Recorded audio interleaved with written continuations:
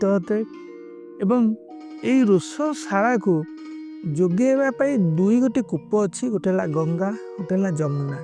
ରୋଷଶାଳାର ଦୁଇ ଦିଗରେ, ଗୋଟେ ଦକ୍ଷିଣ ଦିଗରେ ଅଛି, ଗୋଟେ ପୂର୍ବ ଦିଗରେ ଅଛି। ଦୁଇଟା କୂପ ଅଛି ଏବଂ ତା ବାହାରେ ଗୋଟେ ଢିଙ୍କିଶାଳ ଅଛି, ଯେଉଁଥିରେ ମହାପ୍ରଭୁଙ୍କ ନିମନ୍ତେ ଚାଉଳ ଚୂନା ଏବଂ ଗହମ ଚୂନା ଇତ୍ୟାଦି ପ୍ରସ୍ତୁତ କରାଯାଇଥାଏ ଏବଂ ବିଶାଳ ବାରଣ୍ଡା ଅଛି, ଯେଉଁଠାରେ ତୁଣିଆ ମାହାଲ ବସିଥାନ୍ତି, ଯେଉଁମାନେ କି ମହାପ୍ରଭୁଙ୍କ ନିମନ୍ତେ ଦରକାର ଯେଉଁ ସବୁ ପନିପରିବା ତାକୁ ସେମାନେ କଟା ବଟା ଇତ୍ୟାଦି କରିଥାନ୍ତି ଏବଂ ଶିଳରେ ସମସ୍ତ ପ୍ରକାର ମସଲା ବଟା ଯାଇଥାଏ।